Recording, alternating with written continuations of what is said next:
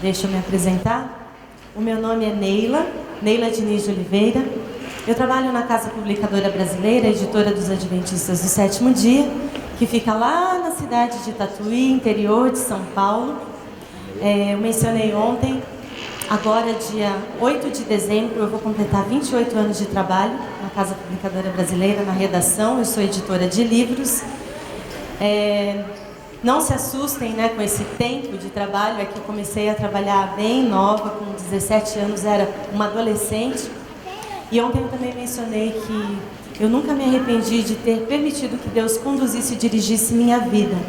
Porque quando a gente faz isso, a gente pode ter certeza de que Ele fará o melhor. E o tema que eu gostaria de apresentar para vocês nessa manhã é a família que sonha com o céu. Este tem sido um fim de semana, um projeto do Ministério da Criança e Adolescente com o Ministério da Família desta igreja. Por isso que o tema de hoje de manhã está relacionado com família.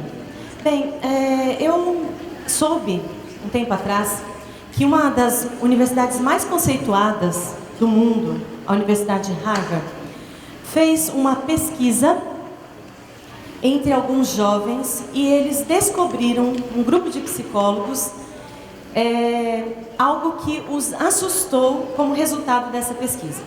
Eles saíram conversando com muitos jovens e fizeram uma pergunta, e a resposta de 80% desses jovens foi que eles achavam que seus pais ficariam muito mais felizes se eles tirassem boas notas do que se eles fossem solidários, atenciosos com os seus colegas. E esses psicólogos, eles ficaram bastante assustados, acharam que isso não estava indicando alguma coisa ali, que alguma coisa estava errada.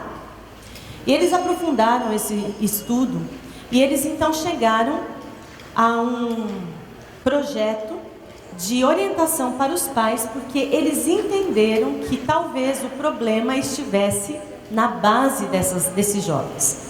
Que tipo de orientação eles estavam recebendo, ou como eles estavam crescendo para chegar a esse tipo de conclusão ali, de que os pais ficariam mais felizes se eles tirassem boas notas do que se eles fossem atenciosos, amassem o próximo. E eles fizeram um estudo longo, mas resumiram em pelo menos 5 dicas muito práticas para os pais. Eu gostaria de apresentar para vocês essas dicas. A primeira conclusão a que eles chegaram, e eu creio que eles começaram pelo caminho certo, foi que se você quer ensinar algo que tem efeitos duradouros, você precisa começar desde cedo. Eu creio que estão no caminho certo. Vocês concordam com isso? Isso é bíblico, né? E nós conhecemos um texto da Bíblia, Provérbios 22:6, que diz o quê? Ensina a criança no caminho que ela deve andar, e ainda quando ela for velha, ela não vai se desviar dele. Começaram bem, eu creio que concordamos com isso. E as 5 dicas estão aqui, vejam lá. Primeira delas, passar tempo com os filhos. A segunda, dar o exemplo. Um detalhe a respeito dessa primeira dica, né, de passar tempo com os filhos. Eu não sei quantos viram uma propaganda que eles reuniram alguns grupos de pais e filhos e eles disseram que estavam testando um novo brinquedo e que aqueles pais com os filhos estavam ali para ver a eficiência desse novo brinquedo. Mas antes deles serem direcionados, serem levados para a sala onde estaria esse brinquedo novo, eles ficaram um tempo numa outra sala, numa antessala, e ali havia um baú cheio de brinquedos antigos. Peteca, bonecas assim, antigas. E enquanto os pais estavam aguardando ali com os filhos, e eles não sabiam, né, o que aquilo estava fazendo ali, eles ficaram muito tempo esperando, acabaram abrindo ali o baú e viram. E muitos deles começaram a brincar ali mesmo com os filhos. E quando eles então foram encaminhados para outra sala, o que eles viram quando foram projetar o novo brinquedo foi a imagem deles brincando com os seus filhos. E eles se emocionaram muito. E aí os organizadores desse projeto revelaram que, na verdade, o melhor brinquedo do mundo que as crianças podem ter. Não importa quais sejam ali os que eles vão estar usando brincando, mas é a questão de os pais estarem juntos. Esse é o melhor presente que as crianças podem ter. A segunda dica, vocês estão vendo ali, dar o exemplo. Nós sabemos que uma criança, especialmente, ela aprende muito mais pelo que ela está vendo, ela está ouvindo, do que pelo que você está falando, né? O exemplo é muito mais prático. A terceira dica: falar que a generosidade e os valores éticos são importantes. Ou seja, fazer isso de forma intencional, frisar mesmo isso. A quarta característica: criar oportunidades para praticar a gratidão. E eu achei muito interessante que eles usaram como ilustração ali a questão do músculo. Você sabe que o músculo, quanto mais ele é exercitado, mais forte ele fica. A gratidão, com a gratidão acontece a mesma coisa. A gente costuma fazer isso meio intuitivamente, né?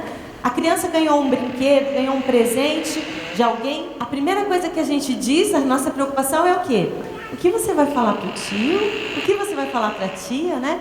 E a criança, então, vai aprendendo que ela deve agradecer, ser grata. Mas aqui, a gratidão, ela envolve muito mais coisas. E a quinta e última dica desse estudo de Harvard é que os pais devem ensinar a criança a enxergar além do próprio mundinho. Ou seja, a criança tem que entender que as coisas não giram em torno dela. Ela não deve ser o centro da casa, da família. Ela não deve ser o centro da sociedade. Você deve, sim, se preocupar com seu filho, dar à criança as condições, né, que ela necessita para crescer, se desenvolver. Mas ela nunca deve crescer achando que ela é o centro do universo. Isso diz respeito, inclusive, à forma da criança entender, assimilar o papel das pessoas que estão convivendo com ela. E eu achei interessante que nesse estudo eles incentivaram, orientaram os pais a, por exemplo, ensinar a criança a valorizar pessoas que às vezes estão exercendo uma função que às vezes não são muito valorizadas na sociedade, mas que são super necessárias. Alguns exemplos: às vezes o porteiro do condomínio, passar, sempre cumprimentar, valorizar. Os coletores, né, de lixo, todos têm uma função importante na sociedade e a criança tem que aprender a valorizar isso. Gostaram dessas dicas? Concordam com todas elas? São boas? Muito boas, né? Eu também achei bastante interessante que Harvard tenha tomado essa iniciativa. São boas dicas. Mas e se eu falar para vocês que existe um livro que apenas nas primeiras 15 páginas, porque ele tem quase 400 páginas, se apenas nas primeiras 15 páginas todas essas dicas já foram dadas e contempladas? E se eu falar para vocês que este livro, ele foi escrito há pelo menos 120 anos. E não estão marcadas no meu livro aqui, porque o meu que estava com marcações aqui, com essas 5 dicas, eu acabei doando para alguém e as minhas marcações foram juntas, mas estão nas primeiras 15 páginas. Um livro de quase 400. Você já deve saber de que livro eu estou falando, não é? Orientação da Criança. Como ensinar seu filho no caminho que deve andar, da autora Ellen White. Há mais de 120 anos, essa mulher inspirada, que foi mãe, foi educadora, foi uma escritora, mas acima de tudo foi uma mensageira do Senhor, já havia dado essas orientações. Eu costumo dizer que pena, né, que nós não temos uma escola que forme pais. Seria bom, né? Eu sou mãe, tenho 2 filhos, o meu filho mais velho já vai fazer 18 anos, o caçula está com 12. E às vezes a gente olha assim para trás e fala, ai, se fosse hoje, né? Tanta coisa que parece que a gente vai aprendendo, a gente faria coisas diferentes. Bom seria se tivesse uma escola para formar pais. Mas, queridos, eu posso garantir para vocês que se nós colocássemos em prática apenas as orientações deste livro, que tem como base as orientações bíblicas, Nós poderíamos nos considerar pais graduados, pós-graduados, quem sabe mestres, quem sabe doutores e até pós-doutores em educação. Uma educação cristã, uma educação correta. Um dia desse eu estava conversando com uma jovem mãe, com 3 filhos, e ela me disse assim: nós somos hoje a geração que não sabe o que fazer com os filhos. E eu fiquei assim, olhando para ela, né? E pensei, como assim, né? Porque, na minha opinião, nós hoje somos a geração que mais tem condição de educar as crianças da maneira correta. Porque eu creio que nunca houve tanta orientação disponível, começando pelo livro mais importante, a Bíblia, e depois no Espírito de Profecia, com as orientações mais necessárias e atuais para qualquer pai e mãe em qualquer circunstância. E nós temos visto, queridos, que essas orientações, elas estão diretamente ligadas às famílias. Por que nós deveríamos nos preocupar tanto com as famílias hoje em dia? Bem, uma razão muito simples. Hoje a família está no centro do grande conflito entre Cristo e Satanás. E o inimigo tem feito de tudo para destruir essa instituição divina por uma razão óbvia, pelo que ela representa. Você sabe que Deus criou a família com um propósito. E aqui está o propósito da criação da família. Diz assim: Deus deseja que nossas famílias sejam símbolos do quê? Do quê? Da família do céu. Ou seja, os pais e os filhos devem ter em mente esse fato de vez em quando? Não. Observem aqui. Todos os dias, relacionando-se como membros da família de Deus. Então, a vida deles dará ao mundo uma lição prática do que podem ser as famílias que amam a Deus e guardam os seus mandamentos. É isso. Deus criou a família para que ela seja uma lição prática ao mundo. A família foi criada para ser uma bênção à humanidade. E eu creio que todos nós concordamos que não existem argumentos contra uma família que represente bem o caráter de Deus ao mundo.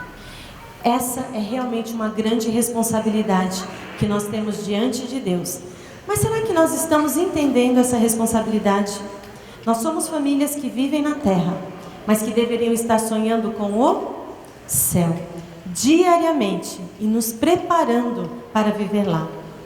Será que é preciso se preparar para ir para o céu? Tempos atrás, ao trabalhar com um livro chamado Como Ajudar Seu Filho a Amar Jesus, da autora Dona Rabenite. Ela é uma senhora já, uma psicóloga, foi professora na nossa Universidade Andrews, hoje já está aposentada. E ela sempre teve essa preocupação, ela produziu muito material. E ela, ao escrever esse livro, Como Ajudar Seu Filho a Amar Jesus, ela usou como base, texto base, o livro Orientação da Criança. O livro, então, ali com as suas quase 400 páginas, ao ela apresentar as dicas práticas ali, o livro ficou com 200 e poucas páginas. Mas ao trabalhar com esse livro, eu fiquei muito impactada, muito impressionada. E eu pensei, bom, agora a gente pode, quem sabe, simplificar algumas dicas aqui, resumir bastante, e nós teríamos 5 dicas que podem ser apresentadas numa mensagem como a de hoje. E vejam, eu já havia preparado isso com muito tempo antes de ter conhecimento desse estudo de Harvard. E eu achei assim impressionante como as dicas realmente elas foram se aproximando, né? Então agora eu queria fazer um teste assim com vocês, ok? Eu chamo essas dicas, essas 5 dicas que ela apresenta no seu livro, como características das famílias que sonham com o céu. Posso ver aqui as mãos daqueles que sonham com o céu? Amém. Que bom. É claro que se eu perguntasse assim, quantos aqui acham que a sua família é perfeita, está tudo certinho, já estão prontos? Eu creio que ninguém levantaria a mão. Mas quando a gente fala do nosso objetivo, do nosso propósito nesta vida, e é realmente cumprir o propósito de Deus, que é alcançar o céu, é chegar ao céu, é viver no céu, como família, eu creio que todos nós nos encaixamos, né? Então esse teste é muito simples. Você não vai precisar escrever, não vai ter tempo para responder cada questão, Mas na verdade eu gostaria que você fizesse uma análise da sua família, não é para pensar na família do outro. Quando eu mostrar aqui essas características, tá vendo a fulana? Não. É para cada um avaliar, analisar a condição da sua própria família, para ver se nós estamos desenvolvendo essas 5 características das famílias que sonham com o céu. E aqui está a primeira característica. A família que sonha com o céu, ela sente alegria no Senhor. Você ama verdadeiramente a Deus, a ponto de isso ser percebido pelas pessoas à sua volta? Como as pessoas com quem nós convivemos nos enxergam? Vamos imaginar que alguém chega no seu bairro, mais exatamente na sua rua, e essa pessoa está à procura de uma família que é exemplar. Essa pessoa ficou sabendo que naquele bairro, especificamente naquela rua, tem uma família cristã, uma família que dá um excelente testemunho, e essa pessoa quer saber que família é essa, e eles estão na sua rua. Será que se ele bater na primeira porta e perguntar onde fica a família que diz que mora nessa rua, os seus vizinhos vão indicar a sua família? É uma coisa para a gente considerar. Como as pessoas com quem convivemos nos enxergam, né? Vejam esse texto. A melhor prova de cristianismo de uma família é o tipo de caráter gerado pela sua influência. Ou seja, as ações falam mais alto do que a mais evidente declaração de religiosidade. Vejam que eu disse para vocês nessa ilustração que essa pessoa que estava procurando essa família não perguntou onde mora uma família adventista. Não foi essa a pergunta. A pergunta foi diferente. Onde mora uma família que, nessa rua, que é um exemplo de família cristã? Queira Deus que essa pessoa indicasse, apontasse a sua casa. Essa é a primeira característica. A segunda característica da família que sonha com o céu. A família que sonha com o céu, ela valoriza o culto familiar diário. Ou seja, o culto familiar diário, ou a ausência dele, demonstra poderosamente quais são o quê? As prioridades da sua família. Ou seja, o que é mais importante na sua casa? Com o que você gasta mais tempo? Bem, eu sei que quando eu apresento essa característica, eu estou tocando num ponto bem sensível. Porque houve já algumas pesquisas, foram feitas e já tem demonstrado como essa prática do culto em casa tem diminuído cada vez mais. Mas, queridos, ontem eu já apresentei parte da palestra, hoje à tarde eu vou continuar. E às vezes a gente fica até meio desesperado quando a gente vê como o inimigo está sendo intencional nos seus ataques. Mas eu posso garantir para vocês que a melhor maneira de você proteger a sua casa, a sua família, é levantando os muros de proteção dos cultos familiares. Eles são comparados aos antigos altares de adoração a Deus que eram feitos no passado. Querem ver alguns exemplos? Quando Adão e Eva saíram do jardim do Éden, Deus disse que eles deveriam, de tempo em tempo ali, levantar um altar, um animalzinho ser sacrificado ali. Isso tinha uma função didática. Eles deveriam ser lembrados das consequências do pecado, mas aquele símbolo ali, aquele cordeirinho que era sacrificado, apontava para Jesus e indicava esperança, salvação. Mas depois nós temos o exemplo de Noé. Se lembram que quando Noé saiu da arca, a primeira atitude dele foi fazer o quê? Ele levantou um altar, ofereceu um sacrifício a Deus, reconsagrou sua família a Deus. Outro exemplo, e eu creio que na Bíblia, esse é um dos mais conhecidos. Quando a gente pensa em alguém que tinha essa prática, esse costume, normalmente a gente se lembra dessa pessoa, Abraão. Deus chama Abraão para deixar a sua família, o seu lar, faria dele uma grande nação. E por onde Abraão passava, enquanto ele estava nessa viagem, ele levantava um altar, ali ele adorava o Deus verdadeiro. E Ellen White é clara ao dizer que As pessoas que por ali passavam viam aqueles altares e elas sabiam que Abraão havia levantado ao Deus verdadeiro. E sabe o que eles faziam? Até os estrangeiros também adoravam ao Deus de Abraão naqueles altares. Depois nós temos o exemplo, a lição, tem falado bastante de Jó. Jó tinha o costume de orar por seus filhos. Ele tinha o costume de oferecer sacrifícios a Deus em favor de sua família. O exemplo de Elias, profeta de Israel, que Deus levanta num dos períodos mais críticos de Israel, quando o povo estava totalmente afastado dos caminhos de Deus. Mas Elias, antes de enfrentar os profetas de Baal, ele faz o quê? Ele vai ali, pedra por pedra, vai reconstruindo o altar. Um altar cuja cada pedra ali representava uma das tribos de Israel. E assim, Deus mostra ali o seu poder e indica, qual era o verdadeiro sacrifício que foi aceito. Por que hoje nós precisamos fazer isso? Por que os cultos são comparados a esses altares? Graças a Deus nós não precisamos levantar um altar físico, nós não precisamos sacrificar nenhum animalzinho ali. Por quê? Porque esse símbolo já foi completo com a vinda de Jesus, Jesus o Cordeiro perfeito, que tira o pecado do mundo. Mas por que nós somos incentivados a ter esses momentos especiais pelo menos 2 vezes ao dia? De manhã e no fim do dia. Porque hoje, queridos, nós não precisamos sacrificar nenhum animal ali, mas há algo que precisa ser sacrificado diariamente: o nosso eu, as nossas vontades. Nenhuma família deveria sair de casa pela manhã sem ter se colocado diante de Deus e sem ter se submetido a Ele, sem ter pedido que Ele guie e oriente todo aquele dia. E por que no fim do dia de novo? Momento de agradecer.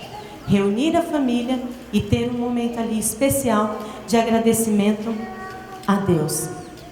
Se nós estivermos enfrentando problemas, aí sim você deve reforçar ainda mais esses muros de proteção na sua casa. Não permita que o tempo, a correria da vida, impeça de você ter esses momentos com Deus. Você vai ver a diferença que eles vão fazer na sua vida. Cerca de um mês atrás, eu estava até pregando em outro lugar e à tarde eu conversando com meu marido, que estava na igreja que eu frequento lá em Tatuí, e ele me contou uma experiência que eu achei muito apropriada. Eu falei, é isso. Se nós conseguirmos entender isso, a gente muda muita coisa em casa. Uma esposa de pastor estava pregando e estava falando exatamente do assunto dos cultos em casa. E ela disse o quanto o pai era firme nesse aspecto. Ela disse que pela manhã o pai já reunia os filhos, tinha esses momentos, à tarde a mesma coisa, dava o horário do culto, desligava a televisão, parava tudo e a família ali reunida. Às vezes os filhos não gostavam muito. Às vezes, pai, mas não pode esperar um pouquinho? Está acabando. Não, primeiro Deus, olha aqui, horário do culto. E ela disse que numa dessas situações, já no culto da noite, uma das irmãs estava fora de casa. E ela estava chegando com o namorado, e ela já chegou em casa e falou assim, o que aconteceu aqui? O que aconteceu aqui? E a família ficou sem saber porque ela estava tendo aquela reação. Falou, nada, só estávamos fazendo o culto. Ela falou, pois quando nós estávamos chegando aqui, nós vimos sombras saindo dessa casa. Sombras saindo dessa casa. Você sabe o que isso quer dizer? Porque a Bíblia é clara. Luz e trevas não podem ocupar o mesmo ambiente. Num lar em que a luz de Deus brilha, as trevas têm que sair. Um exemplo muito simples, muito prático, do que representam os cultos familiares. E olha aqui, se você já teve curiosidade em saber por que hoje nós vemos tanta discórdia, vemos tantos problemas, tanta divisão, seja na igreja, em casa, vejam, a resposta está aqui. Ellen White responde: a separação de Cristo é a causa da divisão e da discórdia na família e na igreja. Quando nos aproximamos de Jesus, nos aproximamos também uns dos outros. O segredo da verdadeira união na igreja e na família não é a diplomacia, não é o trato habilidoso, o esforço sobre-humano para vencer dificuldades, embora haja muito disso a ser feito. mas a união com Cristo. A união com Cristo. Quanto mais nós nos aproximamos de Cristo, é como um círculo. Ellen White usou esse exemplo. Jesus está no centro. E quanto mais próximo nós estamos dele, mais próximos também estamos das pessoas, da nossa família. Talvez você esteja pensando assim, mas lá em casa é muito difícil. Eu não consigo fazer culto. Nem com as crianças. Agora a gente já tem filhos adolescentes, ficou mais difícil ainda. Mas eu quero dar umas dicas aqui, bem simples e bem importantes, que vocês vão ver, todos nós temos condição de colocar em prática. Primeira coisa, observem. O culto familiar deve ser breve, simples, agradável e espiritual. Como você vai tornar um culto agradável? Momento de colocar a criança no colo. Coloque a criança no colo na hora da oração. As mãos devem ser dadas. Isso traz proximidade, isso vai trazer uma sensação muito boa para as crianças. Enquanto eu estava aqui na frente, eu estava observando alguns casais com filhos. Eu achei lindo, falei assim, olha, esse pai, não sei, eu acho que é o pai, está de parabéns, está ali. Na hora que nós começamos a cantar o hino do louvor mesmo, que foi Mansão sobre o Monte, ele estava fazendo gestinhos. É seu filho? Estava fazendo gestinhos para o filho. E na hora da oração, quando vieram aqui à frente, eu percebi, ele falou assim, agora é o momento da oração.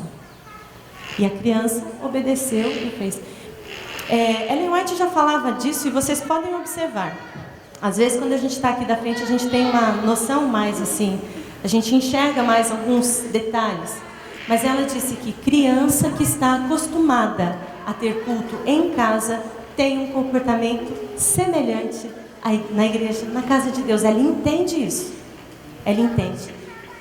Do jeito que ela se comporta em casa, se ela tem culto em casa, ela vai se comportar assim na igreja.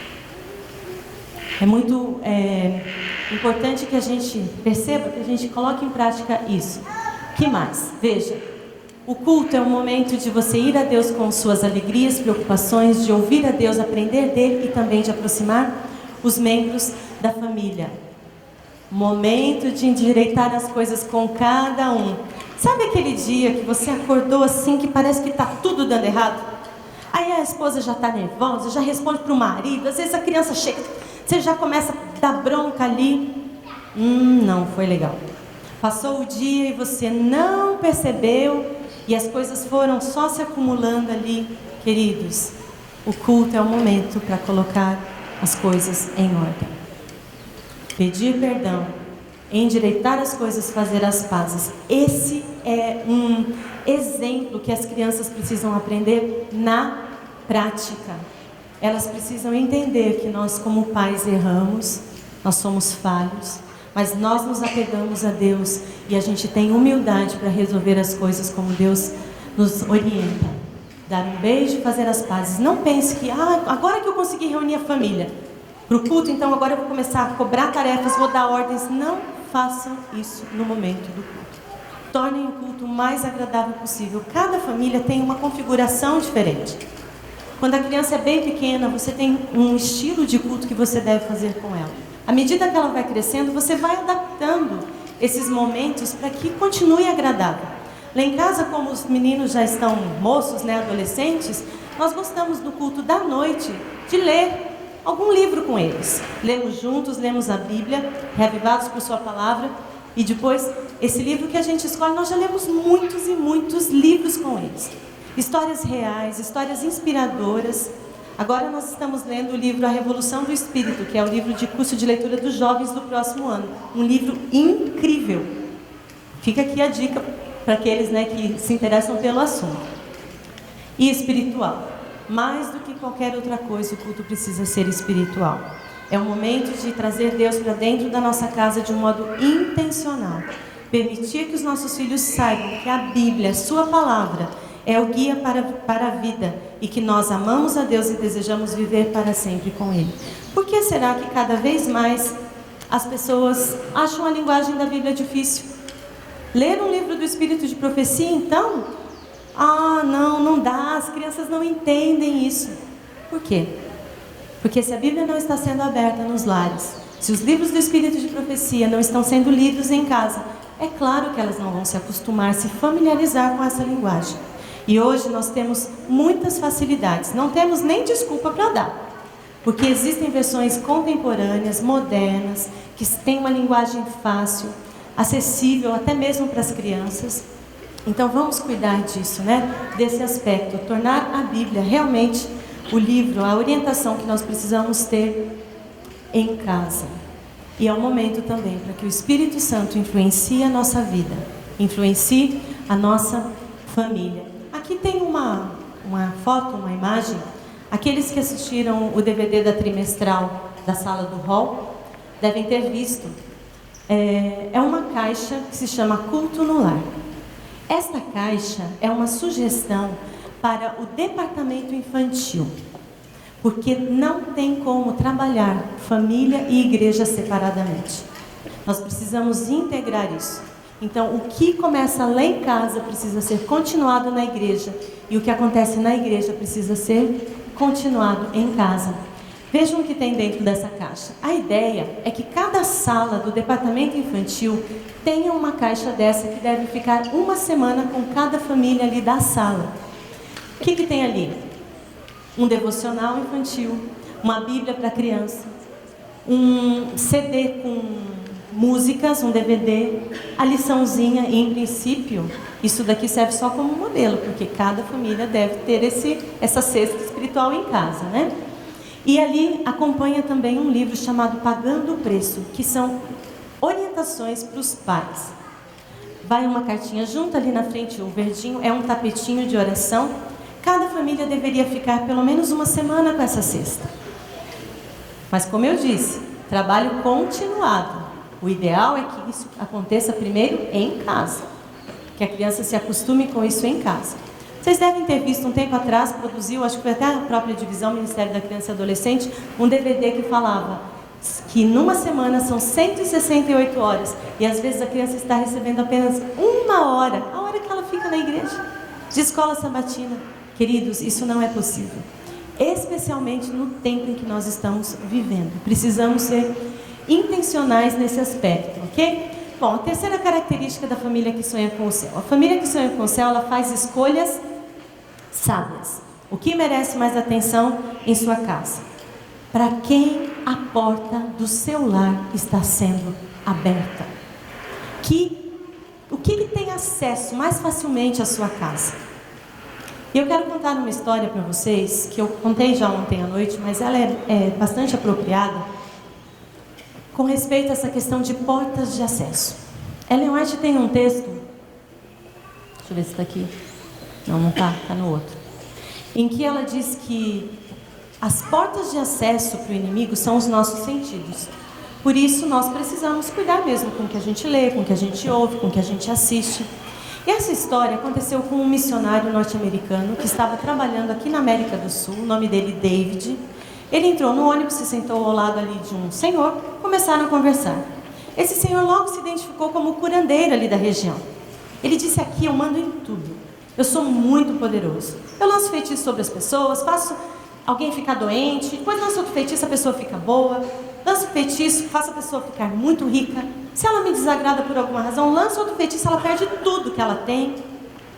E David ficou olhando para aquele senhor e ele disse: se você quiser, David, eu posso lançar um feitiço sobre a sua casa, a sua família, faça sua esposa te deixar e trago para você a mulher dos seus sonhos, a mulher que você quiser.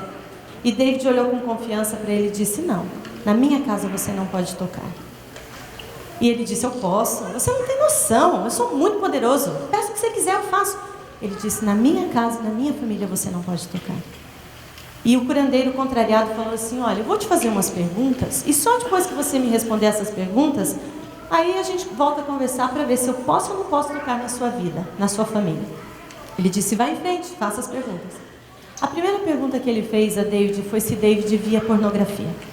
Você sabe que hoje a pornografia ela está disponível em qualquer lugar, até nos desenhos infantis. E já não é mais aquela questão de subliminar, não. Tudo muito explícito. E a pornografia, ela tem 3 características, né, que tornam assim, ela muito fácil. É a acessibilidade, a gratuidade e o anonimato. São 3 características, né, que tornam isso assim muito fácil, muito simples. David respondeu não a essa pergunta. A segunda pergunta foi se David assistia a filmes que faziam referência à magia, e aqueles que já me ouviram ontem já entenderam como isso tem realmente forte ligação aí, ou que faziam referência ao ocultismo. David respondeu não. Terceira pergunta, se David assistia novelas. Novelas? Sim, queridos, novelas. Por quê? Porque as novelas hoje são um meio de comunicação mais simples, mais fácil de você introduzir novos conceitos na sociedade. As pessoas acham que é só uma distração? Não é. Um exemplo, 15 anos atrás os Estados Unidos eram um país contra a união de pessoas do mesmo gênero. O que aconteceu? Que ano passado a corte aprova agora o casamento. Em 15 anos isso foi mudando no seu cenário, justamente porque em seriados e novelas os seus autores, os produtores foram inserindo personagens homoafetivos e tal. Isso foi criando uma simpatia das pessoas, foi quebrando barreiras, a ponto disso ser hoje aceito com naturalidade. E se você falar qualquer coisa, você é acusado de quê? Intolerante, preconceituoso. Só para vocês terem uma ideia como isso realmente tem um fator que vai além de um entretenimento. Só um exemplo aqui. A outra pergunta que foi feita a David é se ele lia determinadas revistas ou acessava determinados sites falando sobre celebridades. Aqui no Brasil nós temos alguns desses materiais que falam só falando da vida das pessoas famosas e tal. David respondeu não. E a última e quinta pergunta foi se David ouvia música rock ou estilos musicais derivados do rock. O que nós temos aqui? Pelo menos 5 portas de acesso, porque sabe o que aconteceu quando o David respondeu não a essas 5 perguntas? Aquele curandeiro olhou para ele com um novo ar de respeito e disse: você tem razão, eu não posso tocar nem em você nem na sua família, mas saiba que no dia em que você tocar ou participar de qualquer uma dessas coisas, eu tenho todo o poder do mundo sobre você. Portas de acesso. A Bíblia usa a ilustração de que Jesus está à porta do nosso coração, batendo e esperando que a gente abra. Por que essa ilustração? Por que Jesus já não vai entrando? Ele não é o nosso Criador, não tem poder sobre nós. Por que ele não vai entrando? Porque essa fechadura está do lado de dentro. E Jesus só vai abrir, só vai entrar por aquela porta que foi aberta para ele. E isso, queridos, é a proteção também para nós contra o inimigo. Nós abrimos voluntariamente para Jesus, devemos abrir. Mas essa porta deve estar bem trancada, bem fechada, para que o inimigo não tenha acesso. Porque ele não tem poder algum sobre a nossa vida, se essas portas estiverem bem fechadas. Bem, escolhas sábias. Que portas podem estar sendo abertas na nossa vida? Um texto que eu mencionei para vocês aqui, o livro A Revolução do Espírito.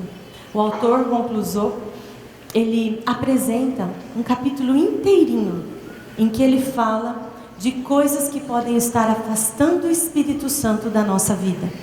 E eu achei muito interessante esse texto em que ele diz: distrações intermináveis são a arma mais nova e mais poderosamente eficaz contra a geração atual. E como nos especializamos em temas de menor importância, nunca nos pós-graduamos para passar a níveis novos de crescimento espiritual. Ou seja, quando a gente podia estar se desenvolvendo espiritualmente e tal, a gente está só se distraindo, com coisa aqui, coisa ali. A gente acaba não se pós-graduando naquilo que realmente seria importante, necessário para a nossa vida. Bem, quarta característica. Estão fazendo o teste aí? Cada um com a sua família? Vão fazendo o teste. Quarta característica da família que sonha com o céu. A família que sonha com o céu, ela seleciona o que vê e ouve. Está aqui o texto que eu falei de Ellen White. Vejam o que diz. Aqueles que não querem ser presas das artimanhas de Satanás devem guardar bem as avenidas do coração, evitar ler, ver ou ouvir qualquer coisa que os desvie dos caminhos do Senhor. Eu ia passar um áudio, mas eu creio que não vai dar tempo. Então eu vou contar para vocês rapidamente a experiência do que aconteceu. Uma mãe lá do sul mandou isso, foi divulgado de várias formas, mas principalmente pelo WhatsApp, um áudio que ela conta a experiência dela. Hoje o filho está com 7 anos de idade, mas aconteceu quando ele estava com 4 anos de idade. pequeno Arthur. E ela disse que a partir dos 4 anos esse menino começou a vir com uma conversa: mamãe, eu quero ser menina. E a mãe: filho, o que você está falando? Não, eu quero ser menina, eu quero ser menina. E a mãe chamava o filho, a mãe cristã, conversava com o filho, conversou com o marido e falou: olha, está acontecendo alguma coisa com esse menino. E ele às vezes ali se contentava com a resposta: não, porque Jesus te criou assim e tal, olha aqui e tal. Mas passava um tempo e ele voltava com a mesma conversa. Aí um dia ela estava na cozinha e o menino chegou e falou assim: mamãe, você mentiu para mim. Eu, filho, por quê? Por que você está dizendo isso? Mamãe, você mentiu para mim. Você disse que eu não posso ser menina se eu quiser, mas eu posso. Não, filho. Mamãe, eu posso ser menina se eu quiser. Quem falou isso para você? Meu amigo.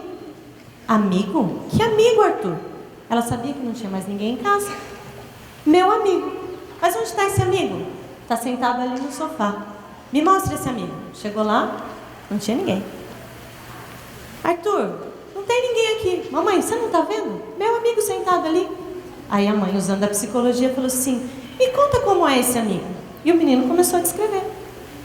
Ah, é um moço, está vestido de branco, está usando um laço vermelho, que era gravata, está usando um chapéu.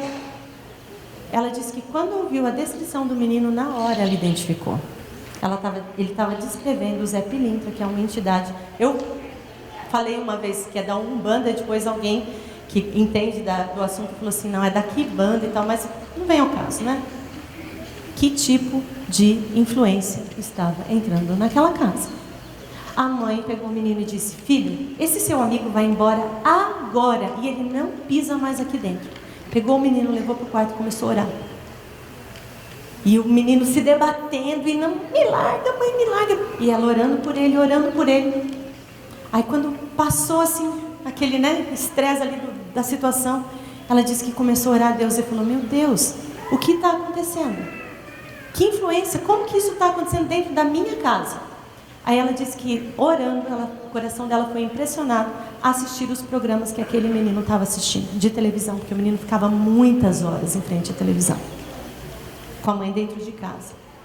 E aí ela disse que foi assistir o desenho do Bob Esponja. Ela falou assim, completamente efeminado, do jeito não sei o que, era um desenho que o menino assistia muito. Cartoon, Hora da Aventura. Ela menciona cenas que ela falou, eu nunca imaginei que isso estava num desenho infantil, dentro da casa dela. Aí falou de Peppa Pig e outros mais, as princesas da Disney. E ela começou a fazer uma avaliação daquilo. E sabe qual o ponto mais grave que ela detectou? É que muitos desses desenhos desconstroem a família. Desconstroem o modelo de família idealizado por Deus. Em Peppa Pig, por exemplo, a porquinha, ela se refere ao pai sempre como o quê? Pai bobinho. E eu ouvi de muitas famílias, de depois chegarem e falar assim, eu não tinha percebido a ligação, mas em casa, minha filha está chamando meu marido assim, de pai bobinho, qualquer coisa que não dá certo. Ah, papai bobinho, papai bobinho, papai bobinho. Em alguns casos, eles nem têm pai, não têm mãe, não têm, são órfãos, e daí? Como fica isso? Nesses desenhos atuais. Simples. A criança, especialmente quando ela é pequena, ela vai procurar referências. E se o pai e a mãe não forem as referências para ela, de quem é Deus, ela vai se apegar a qualquer outro modelo. Porque Deus é o que é nosso? O que Ele é nosso? Pai Celeste. Se você desconstrói a figura do pai na cabeça da criança, ela vai transferir isso depois para Deus. Precisamos cuidar muito disso, né? Algumas fotos que eu quero mostrar para vocês. Da Bienal, do livro deste ano. Porque depois eu vi um texto de Ellen White que foi a aplicação perfeita para o que nós vimos este ano na Bienal. Em pouco menos assim de 4 anos, as coisas foram caindo assim. E hoje se tornou super comum esse tipo de materiais. Esse livro foi destaque na Bienal. Larissa Manoela é uma atriz, faz novela infantil, e ela lançou o seu primeiro livro que ficou 4 semanas consecutivas na lista da revista Veja e do Publish News em primeiro lugar. uma menina de 15 anos escrevendo para adolescentes, contando as experiências dela, até do desenvolvimento do corpo, como que ela encarou isso, o primeiro relacionamento com um menino e tal. Queridos, o que está acontecendo? Uma menina de 15 anos tem condição, me digam sinceramente, de dar esse tipo de orientação para outras adolescentes. Este é o papel de quem na casa? Da mãe? Da mãe. Isso não deve ser transferido. E me chamou muita atenção este texto. Olha aqui o que Ellen White diz. Com a imensa... Convenhamos, cá entre nós aqui. Se essa mulher não fosse inspirada por Deus, você acha que ela teria condição de escrever um texto desse e a gente ver a aplicação agora tão precisa? Olha o que ela diz. Com a imensa quantidade de material atualmente publicado, adultos e jovens formam o hábito da leitura apressada e superficial, e a mente perde a capacidade para um pensamento contínuo e vigoroso. Além disso, a imensa quantidade de revistas e livros que, assim como as rãs do Egito, lembram da praga das rãs? Aquilo criou um mau cheiro terrível. As pessoas não podiam matar as rãs porque elas eram idolatradas. E foi uma confusão, aquele negócio mal-estar. Olha com o que ela compara esse tipo de literatura. Com as rãs do Egito estão se espalhando pela terra, não é algo simplesmente banal, inútil e debilitante, mas impuro e degradante. Seu efeito não consiste simplesmente em envenenar e arruinar o pensamento, mas também em corromper e destruir a alma. Mais fotos do evento. Filas e filas. Todo mundo queria comprar o lançamento de Harry Potter, o 8º livro. Todos que estão nessa fila, sabe por que eles estão aí? Para tirar foto com a varinha mágica do Harry Potter. Olha que interessante, né? Assim, todos queriam sentar no trono do Game of Thrones. E pessoas perderam horas na fila para poder tirar essa foto, né? Queridos, nós estamos vivendo tempos difíceis. É tempo de preparação. Olha aqui. E não pensem, eu vou ler esse texto para vocês, mas eu quero falar agora diretamente aos jovens. Eu não sei o que você conhece de Ellen White, mas não pense que ela teria dito essas palavras, escrito essas palavras, com aquele sorriso macabro, sabe, no rosto, assim. E aí, vou dar uma lição agora para os jovens. Não foi. Muitas dessas palavras duras que ela disse ali, ela escreveu com lágrimas nos olhos.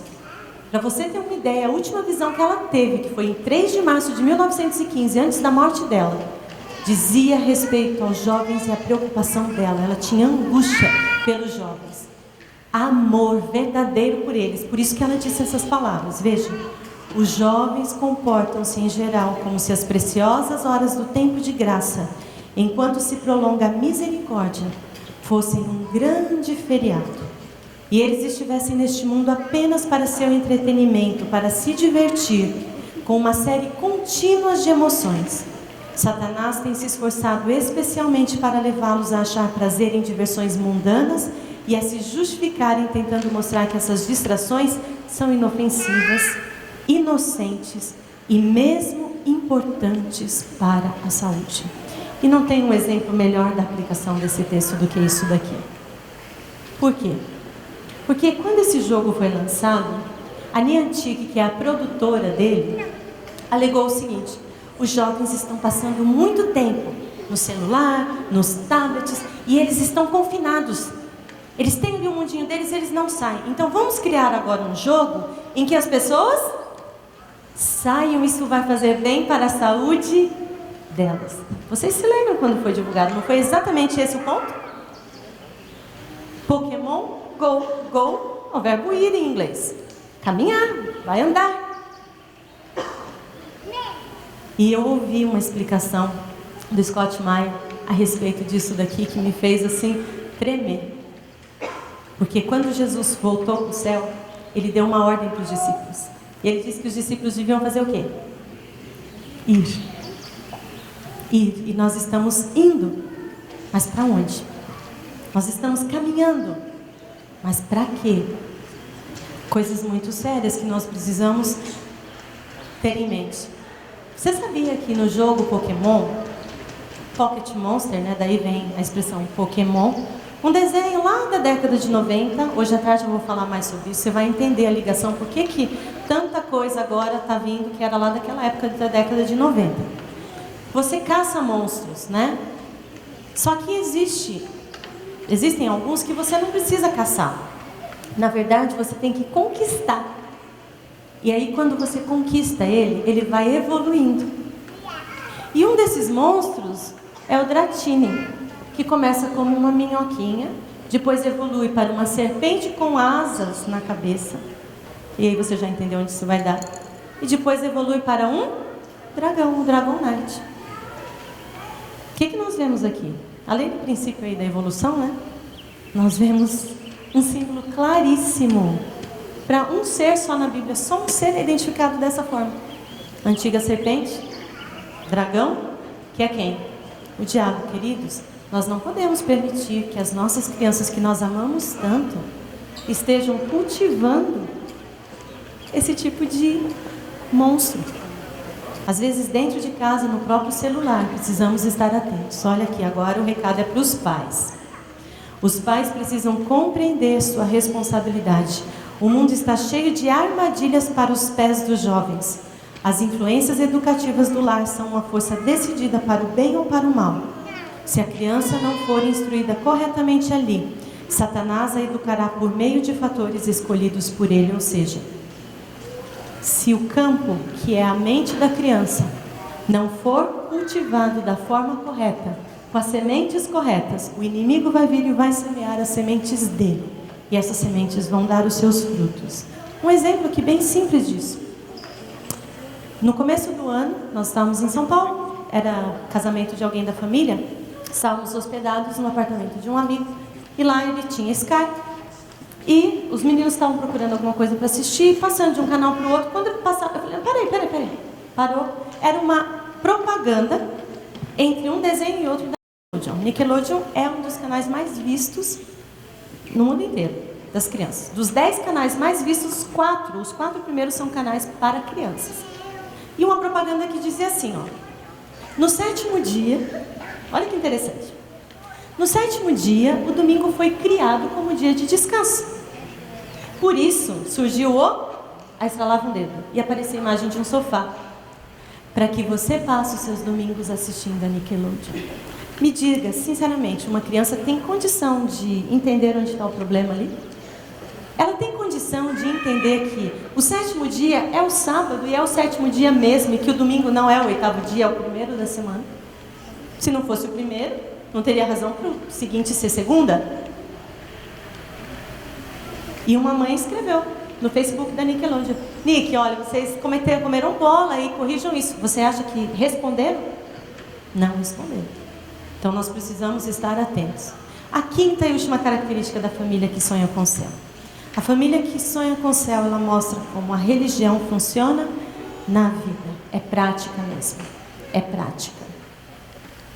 Satanás tem feito de tudo, queridos, para destruir as famílias. Porque ele sabe que se ele destruir as famílias, ele consegue destruir tudo mais. Tudo o mais. E ali tem um texto que diz: a fé não deve ser um segredo bem guardado. Você tem um ótimo relacionamento com Deus, perfeito, maravilhoso. Não guarde isso para você. Ensine o seu filho. Tome seu filho pela mão e ensine-o a caminhar nesse caminho que conduz a Deus, que conduz à vida. Deu para entender agora? Eu tinha mencionado isso no começo. A família hoje está no ponto central, é o ponto central do grande conflito entre Cristo e Satanás no tempo do fim. Eu estava trabalhando com a meditação, que é a meditação do próximo ano, que vai ser de Ellen White, A Caminho do Lar. E eu literalmente chorei quando eu me deparei com um texto. Cada mês vai estar separado com um assunto. E tem um mês, o mês de setembro, que vai falar sobre família. E o texto que eu li lá foi esse, ó. Os que levam a última mensagem de misericórdia ao mundo devem sentir ser seu dever instruir os pais quanto à religião a ser praticada no lar. O grande movimento de reforma deve começar com a apresentação dos princípios da lei de Deus aos pais, mães e filhos. Sabe o que isso quer dizer? E a nossa igreja, graças a Deus, ela tem essa preocupação. A gente ouve, tudo que a gente mais sonha é o quê? Uma igreja reavivada. Mas não tem reavivamento sem passar por reforma. E a reforma tem que começar necessariamente onde? Em casa. Essa reforma precisa começar em casa. E tudo isso por causa desse texto aqui. O último texto do Antigo Testamento. O Antigo Testamento encerra com esse texto. Porque ele está já lançando luz sobre o que virá nos evangelhos. Que é o anúncio realmente de João Batista que viria para preparar o caminho para Jesus. Mas como todos os textos da Bíblia, este também é um texto que tem aplicação para os nossos dias. Um texto que diz que algo grandioso vai acontecer. Vejam, eu enviarei a vocês o profeta Elias, antes do grande e temível dia do Senhor. Ele fará com que o coração dos pais se voltem para seus filhos e os corações dos filhos para seus pais. Do contrário, eu virei e castigarei a terra com maldição. Isso quer dizer que necessariamente a reforma vai passar pelo que acontece dentro dos nossos lares. Como isso vai acontecer, não sei. Mas Deus disse que vai acontecer. Vai acontecer. Os pais precisam ser responsáveis, se preocupar com seus filhos. E a Bíblia nos garante, a palavra de Deus nos garante, que os filhos vão se voltar para os seus pais. O Espírito Santo vai continuar trabalhando. Isso vai acontecer. Por quê? Porque esse é um dos sinais. A gente sempre pensa em volta de Jesus como sinais negativos de coisas, mas esse é um sinal positivo do que vai acontecer antes da vinda de Jesus. E nós precisamos estar preparados para isso. A família é o ponto central do grande conflito entre Cristo e Satanás no tempo do fim. E aí, fez o teste aí? Como está a sua família? Está precisando melhorar em alguma coisa? Tem alguma coisa que precisa ser reconstruída? Queridos, agora é o tempo para isso. Eu vou chamar a Késia, ela vai cantar um hino agora. E eu queria pedir algo para vocês. Vai exigir talvez alguma movimentação, talvez não muita na igreja. Eu já peço licença aqui para os anciãos, o pastor, não sei, né? Mas é coisa simples. Eu gostaria que enquanto ela canta este hino, eu gostaria que vocês estivessem juntos como família. E que vocês aproveitassem este momento para fazer uma entrega a Deus, uma reconsagração da família. Que Deus nos dê forças para fazer aquilo que precisa ser feito, porque esse reavivamento ele vai ocorrer. Ele vai ocorrer na igreja. Mas nós precisamos entender o nosso papel e começar em casa pelas reformas necessárias. Enquanto ela canta, por gentileza, façam isso. Estejam juntos ali, os filhos com seus pais. Se tivermos visitantes entre nós, eu não os conheço, mas os membros dessa igreja conhecem. Por favor, acolham esses visitantes, porque nós queremos que vocês entendam que a Igreja Adventista é uma grande família. E nós estamos aqui para ajudá-lo também, para acolhê-lo e para orar para que a sua família seja de fato a família que sonha com o céu e que vai viver essa realidade quando Jesus voltar.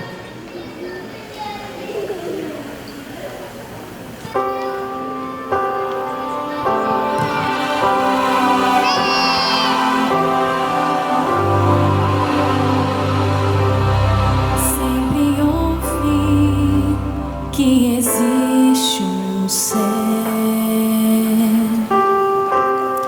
que meu Jesus preparou pra mim, mas nunca pude imaginar o que estava me esperando neste meu novo e lindo lar.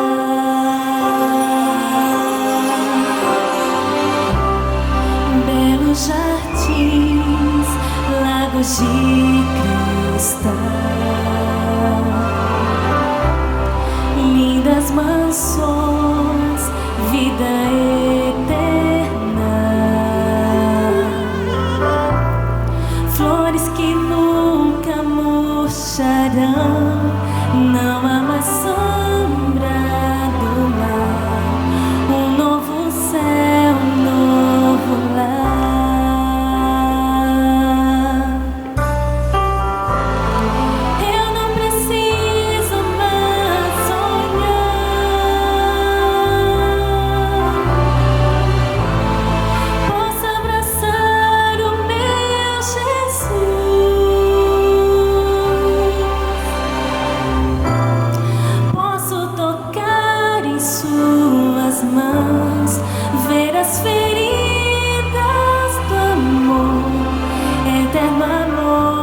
me salvou.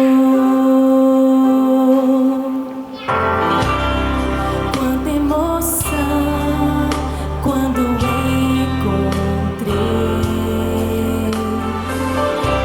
amigos e irmãos por quem sempre orei, e os que dormiam no Senhor agora cantam em louvor, glórias ao Rei, meu Salvador.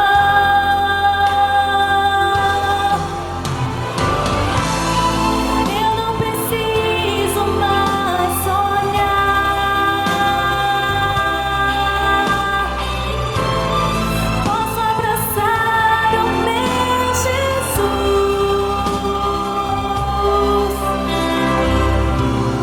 posso tocar em suas mãos, ver as feridas do amor, eterno amor que me salvou.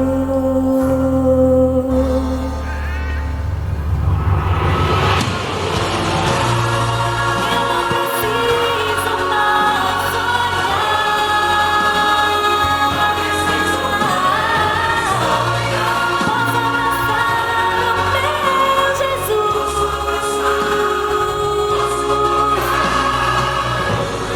posso tocar em suas mãos, ver as feridas do amor, eterno amor que me salvou.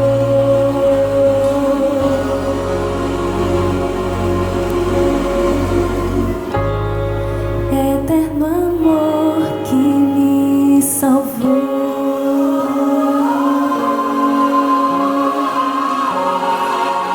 Amém. O céu é um lugar real. Nada parado. Ou nada, a gente não pode imaginar nada aqui que possa estar nos desviando do nosso propósito, que é chegar ao céu. Vamos nos levantar e orar? Querido Deus, nós estamos diante de Ti mais uma vez, Senhor, agora como família.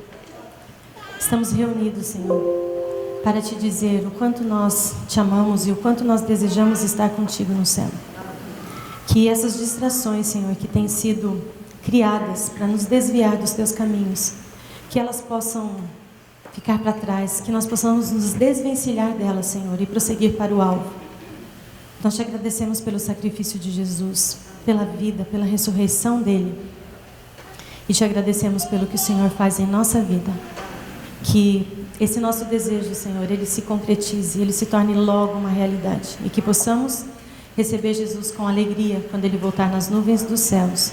E que como família, Senhor, nós possamos olhar com confiança e dizer: aqui estão, Senhor, os filhos, os presentes que o Senhor nos deixou, que possamos, Senhor, entregá-los a Ti e ter feito, cientes de que fizemos o trabalho que o Senhor esperava de cada um de nós. Abençoa esta igreja, Senhor. Abençoa os líderes, abençoa as crianças, os adolescentes, os jovens, os adultos. Que todos, Senhor, se sintam abençoados por Ti neste dia. São bênçãos que nós Te pedimos e agradecemos em nome de Jesus. Amém.